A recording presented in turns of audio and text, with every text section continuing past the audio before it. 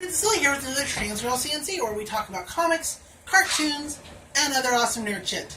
So, all our videos are on time this week. Welcome to the midweek video.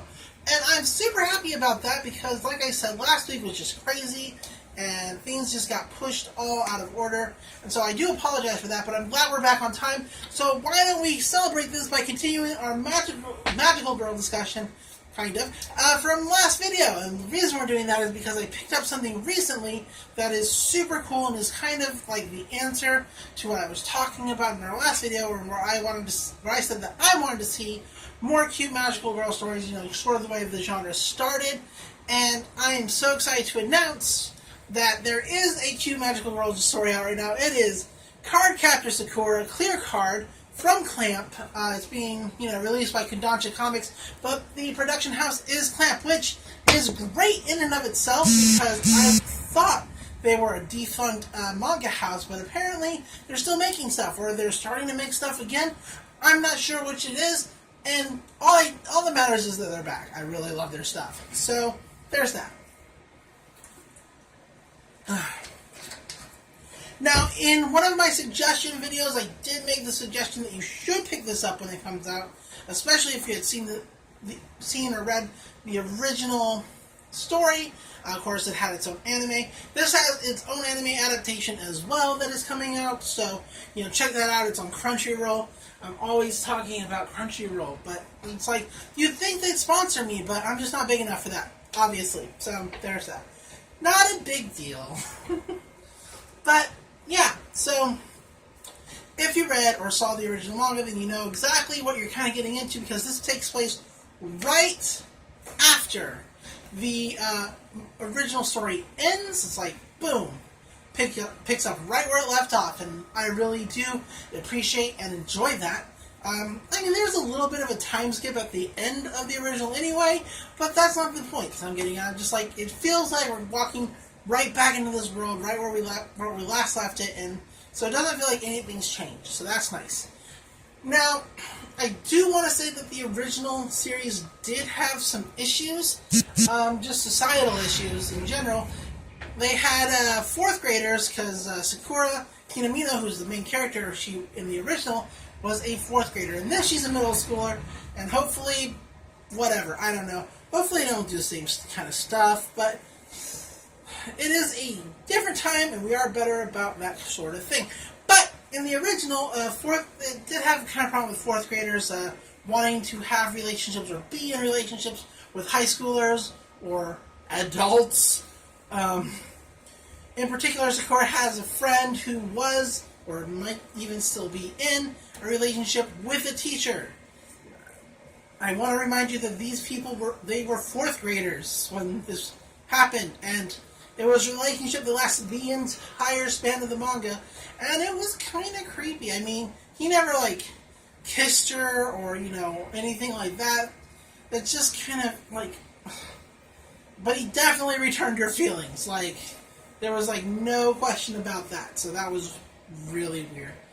I think one of the reasons, even despite that problem, that I enjoyed it was just because all the massive amounts of just straight-up queerness in this book. Sakura has a crush on her brother's best friend, Yuki, who is a high school student, and Yuki would return those affections, except for he is in love with Sakura's older brother, who's, like I said, their best friends, and her older brother returns those affections, so that's why we didn't get that messed up relationship. Thank goodness. The original story, though, without talking about the problems, is about Sakura and her recapturing the cloud cards. She one day discovers an empty book that has a magical creature in it named Kirobaros, or just Kiro, or Cerberus, whatever you want to call him.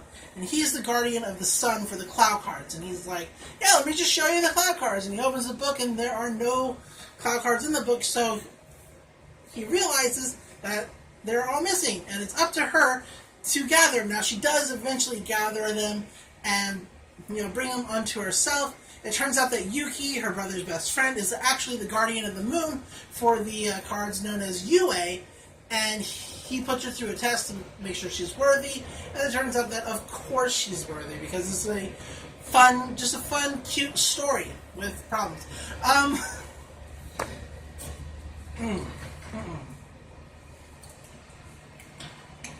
Now she does go through another trial in the original manga with a character named Errol, who turns out to be the reincarnation of the original creator of not only the Cloud Cards, but of Yue and Kiraberos, and he tests her in his own way because what she needs to do in order for the Cloud Cards to keep working is to convert them all to her magic and make them Sakura cards. And doing so will get her magic stronger, because there's a big problem in that Yue needs a lot of magic to be sustained. And if she can't do it, he'll go away.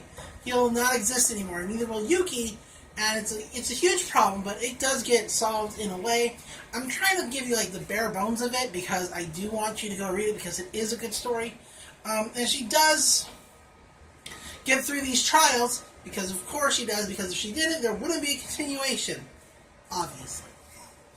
And it's just a really good and cute story. Now this one is also good and cute. It is great. The particular character I mentioned that was dating a teacher doesn't go to their school anymore. They're in middle school now, and she goes to a different middle school. I'm not sure if that's because the producers, the writers at Clamp were like, well, it's definitely a different time, and we definitely cannot, have that kind of thing continuing in our stories. Or maybe it just, I don't know. Maybe they just don't want to write the character and deal with it. I don't know. Maybe we'll see her again. I don't know. But that's not the important part. The important part is the story. So, like I said, it picks up right where the original left off, with her meeting Lee, who used to be her rival for the Cloud Cards. He eventually became her friend, and then became the most important person to her, the person that she loves. Which in and of itself is a little sad, because they kind of made Sakura bisexual. She had feelings not only for Yuki, but for a female teacher. Like I said, there are some problems where she felt the same about them, and it wasn't just one thing or another. She just thought they were pretty, and so it's cool that she loves Lee.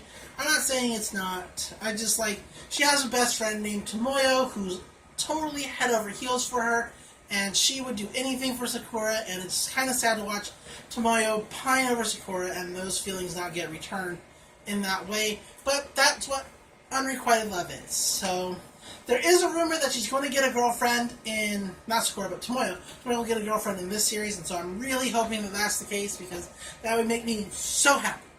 But I'm getting off topic. So, Sakura has a dream, a prophetic dream, where she's surrounded by the Cloud Cards, where they're all transparent and see-through and blank. And it's weird, and then they all just shatter in her dream. And so she wakes up and she's worried, and she checks the Cloud Cards, and it turns out her dream has come true. The Cloud Cards are totally blank, no art, no power. She brings them to Yue and him and Karaberos, check them out, and they're like, yeah, there is no power in these cards anymore. It doesn't exist. But she can still summon her staff and things like that, so her magic's still fine. The Cloud Cards, or the Sakura cards, are just no longer anything, and so she doesn't know what to do. She has another dream about a mysterious power that she has to face, and she gets a new staff out of the dream.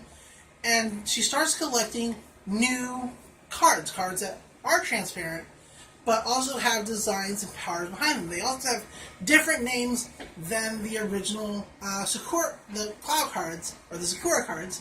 And so that's kind of what the story is going to be. She's going to be figuring out this whole new issue, this whole new adventure. It still has to do with cards, because it's called Card Captors. And it's just really good. And it's just it feels really comforting to pick up this book, because it's like saying hello to an old friend that you didn't think you'd ever see again, and that's kind of what this book is, to me at least. I enjoy it a whole lot. There's a whole chapter, or at least half a chapter, where they just make cheesecake, and then they eat the cheesecake, and that is cute. That's exactly like what I was saying is that I want from the magical girl genre is I just want cute stories again with cute characters, and not, every magical girl having PTSD and a tragic backstory and buckets of blood. Like, I feel like the buckets of blood guy from Short Pack, which is a webcomic, got a hold of the magical girl genre and just started, like, messing with it. That's kind of how it's felt lately. But, yeah, that's Clear Cards. It's really great. She collects 2 cards in this book, which I guess is a spoiler. But I'm kind of giving you the bare bones because I do want you to pick this up. I want you to read it. I want you to love and enjoy this the way I am, especially if you're tired of all the dark deconstruction that there is in the genre. This is just a fresh pick-me-up. It's just so... It's like I said, it's fucking cute. It's fucking cute. It's fucking great. It's got everything that the original had, and it's not perfect, but it's a step, in my opinion, in the right direction, and I hope it does really well so that we get more cute magical girl stories. But that's everything I have for you about Captor Sakura Clear Cards. I mean, I could do like an in-depth, like I could read from the thing. But yeah, let's not do that. So, like I said, it's cute. It's still by Clamp. It feels like the original. Just go out and pick it up. Read it. It's great. I love it. But that's all we have for this video. For the main video coming up, we're going to be talking about Legend of Korra Turf Wars Part 2. So I hope you're excited for that, because I am certainly I got a lot to say, as always, about these things, and I'm so happy. But until next time, enjoy comics, enjoy cartoons, and I'll see you in the next video. Bye.